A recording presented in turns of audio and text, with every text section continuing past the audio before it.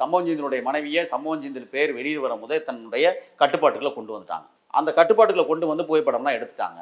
அன்னைக்கு ஏன் ரிலீஸ் பண்ணல தெரியுமா?